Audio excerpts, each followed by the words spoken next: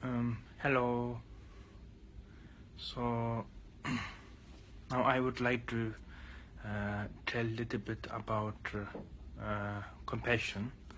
So as all of you know, the humanity, so compassion is very, very important. So actually compassions have to, even the animals have compassions, but these animals have very limit ability to help others, to take care of others. So we human beings, we have a very specialist and how to say more knowledgeable brain. So we have much more ability to help others, to benefit others than animals. So we humans are most important to save this world. So compassion is very, very important in the family, in the society, in the world. So I think compassion is not not just talks about a smiling face or just say some sweet words. Not that is not compassion, I think. So compassion means that really sense of concern of others' well-being, then respect others and forgiveness to others, and to understand others' problem, then try to really try to benefit to others much as I can, and then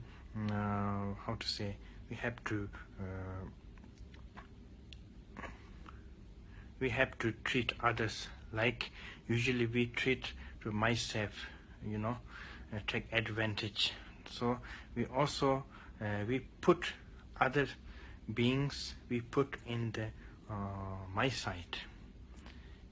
Usually we always forget others and we only think for myself, but compassion means we change our position and we think for others. Like for myself, I need happiness, so for others also need happiness.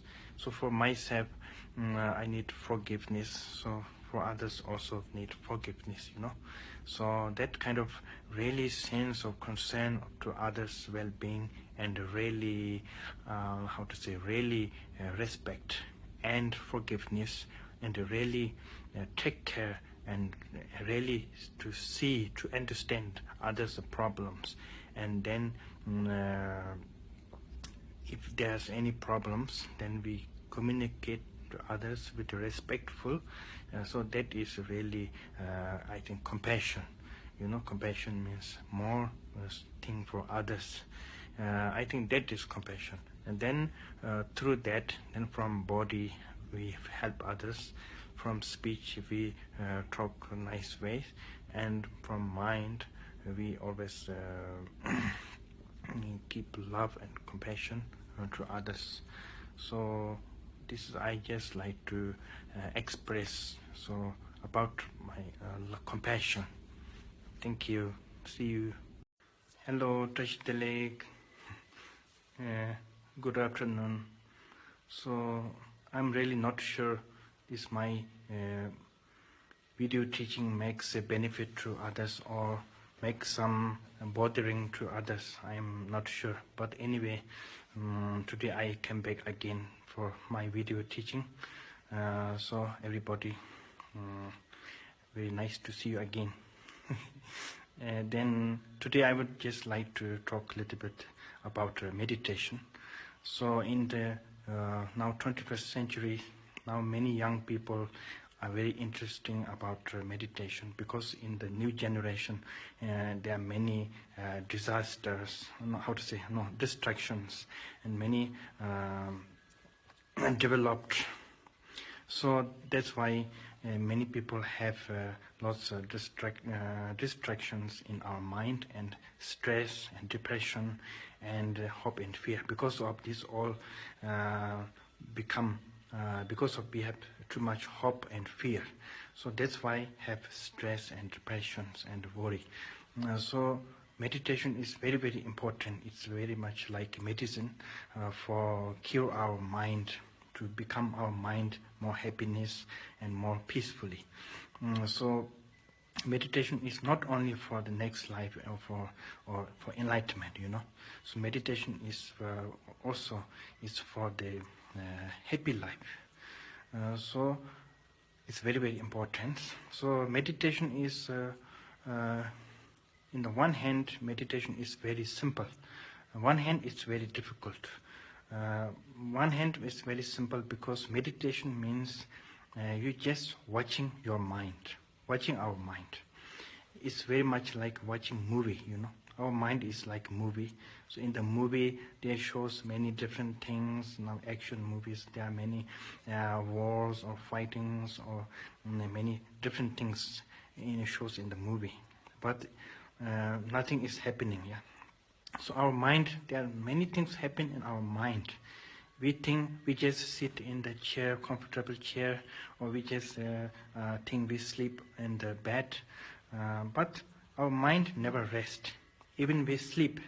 If we deep sleep, then that time mind is a little bit rest. But otherwise, since we are dreaming, when the dream comes, then also mind is, because dream is the mind. That is the thought. So we are not taking rest in daytime and even at the night. So mind never take rest from beginningless until now. Mind never take rest. So we need to take rest our mind. So take rest our mind is meditation. So how to meditation is, many people think meditation means we have to go to some remote area like cave and we don't meet people and not talk, then we just block all the thoughts. But that is very wrong. Meditation means we no need to block the thought.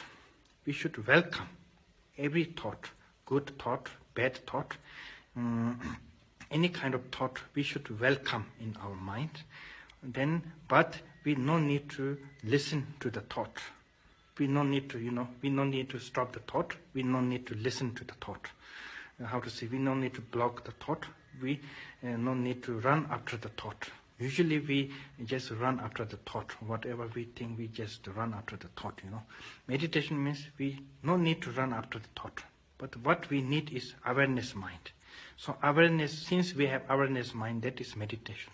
Since we lose awareness mind, that time is not meditation. So that's it. So it's one hand, it's very simple. So when the thought, good thought or bad thought, whatever thought arise, just it welcome, let it come, then just watch on it. Just watch on it. That is awareness. Concentration on that. That is the awareness mind, or that is meditation. Then when you look on the thought, then thought will just, at the end, thought will be disappear into the mind. A thought is very much like clouds, In the clouds, in the sky, there are many clouds gathering, but in the sun, all the clouds will be disappear or dissolve into the space.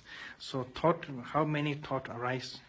At the end, all thought will disappear in the our mind or emptiness. So that is the meditation. So since we have awareness mind, then we can understand when the thought arises, or now I have this kind of thought, that kind of thought. Then we understand. Then after that, this thought will never make any bothering to you. So usually our mind is like very much like monkey, So because our mind is belong to myself, but we cannot control our mind. So very much like a monkey, a naughty monkey one. So if we keep one monkey, so even though monkey is belong to myself, but monkey won't listen. Monkey is very naughty, It jumps everywhere and it will make mess in the room. So it's very much like that. So we have to train our naughty monkey. Then since our naughty monkey became more gentle and peaceful and nice, then it's okay. Thanks very much. See you again. So today I'm going to talk a little bit about motivation. So motivation is very, very important or necessary for the Dharma practitioners. So usually when we take actions from our body or speech or our expressions, so the motivation is very much like a hiding behind of it. It's very much like we are wearing something beautiful mask. If somebody wearing very beautiful mask, so everybody thinks, oh, that person is very beautiful. But in the reality, if his face is like a monster face, then nobody sees his real face. But everybody thinks he's very nice, very kind, very intelligent. But actually, inside his face, reality is very, how to say, very terrible, like monster. So it's something like that. So even though we Dharma practitioners are very, we have lots of danger to our motivation is not very pure or not very nice sometimes, because we are ordinary human beings, so we are not enlightened yet. So even though we have Buddha natures, but anyway still we are the ordinary beings. So we have ignorance and we have these defilements, and then we can make lots of mistakes. So because even though we are supposed to be monks or the nuns or the yogis, whoever, or lay person, we are all the, since we have followed the Buddha's teachings and we are practicing Dharma, so we are supposed to be very, how to say, pure mind and compassionate and devotion and very good heart. But sometimes our mind is very much mixed with the unpure mind and not good mind, and lots of angers, mixed with angers, jealousy, pride, and these things. So this is very important, especially when we are, how to say, engage in practicing Dharma, like receiving teaching or the receiving empowerment, or when we are doing some Dharma, how to say, spiritual actions through our body, like we Buddhists, we always do the prostrations when we are in the temple, or when we see the great masters, or we do the prostrations. But before we doing prostrations, I think it's important to check our motivation, why I'm doing prostrations. So if before you doing prostrations, if when we check our mind, so if you just doing prostrations without any meaning, that is meaningless. Maybe it's become like some, maybe good for your body, like become exercise. Otherwise there's not much benefit. Or you doing prostration with some mix with your anger or pride or jealousy, then you doing prostration is also, that you doing prostration is become a negative action rather than positive action. So this kind of danger is can be happen to any of us. It always can happen.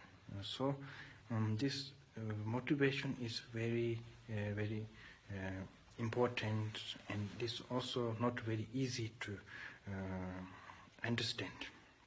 So we always have to check our mind before we doing any positive actions like meditation or receiving teachings or the doing positations or doing the circulation to the monasteries or the lifting the butter lamp, like this kind, or reciting mantra, whatever, or you giving something to the beggar, like generations and generosity. These all things, before we must check our motivation. If motivation is really pure and good, then you can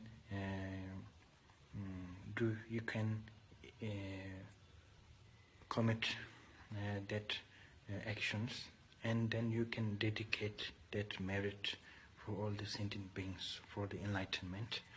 And then it become really positive actions, or it's become really the Dharma, true Dharma.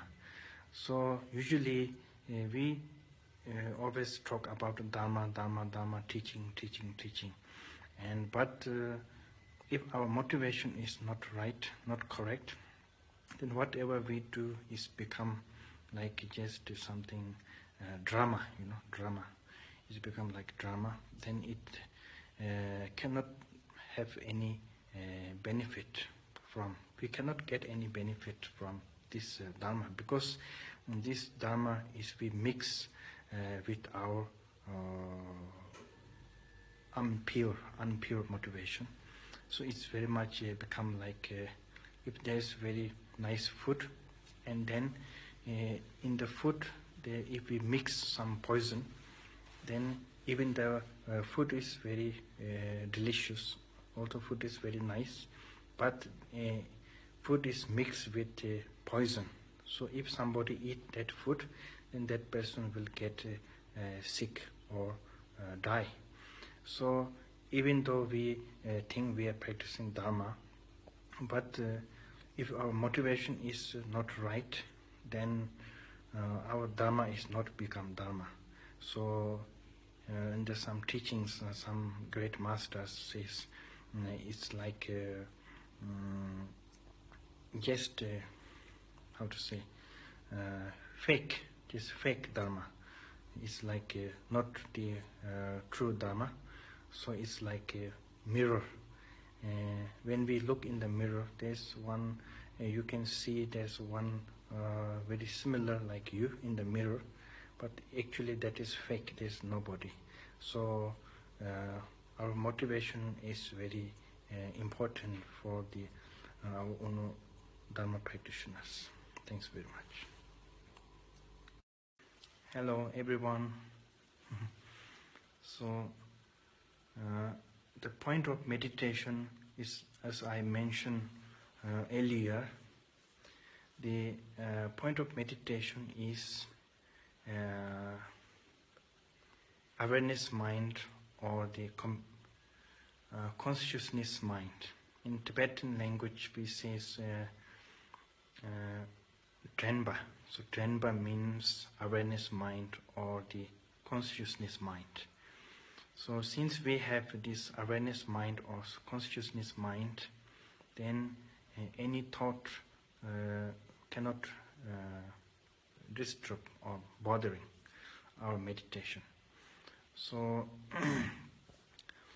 usually the thought is very much like a thief of meditation, but since we have consciousness mind, then it's become like we are awaking, we are not sleeping.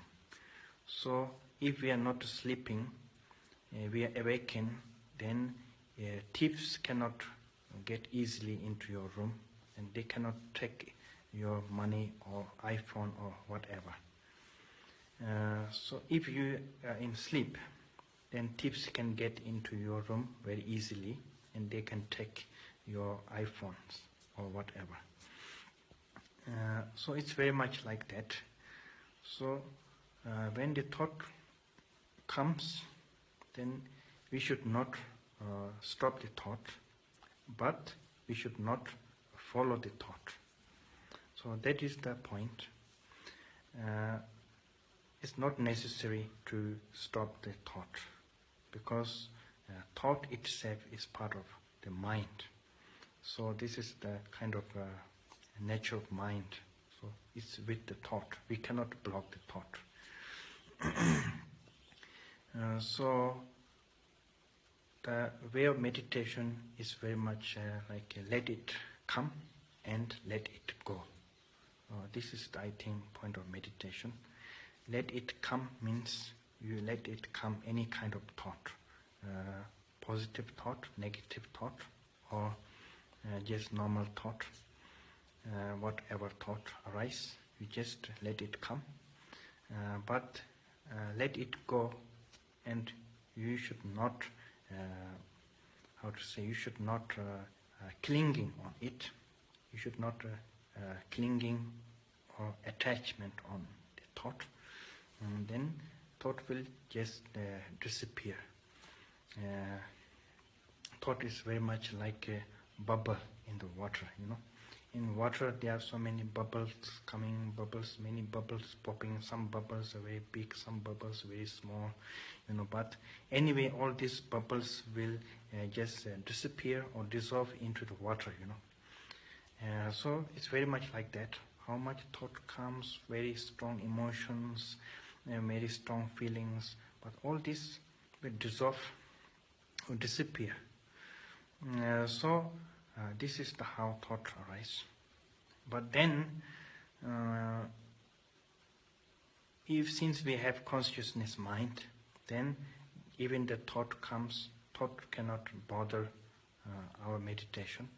And this thought cannot steal our meditation, because we have this awakened mind or consciousness mind. We are watching our meditation. We are watching our mind. Then it's become very much like if some thieves get into the empty house, then there's nothing to lose for the empty house. Then there is nothing to get to these thieves, because house is empty. This is the one way of the meditation. Thank you. See you.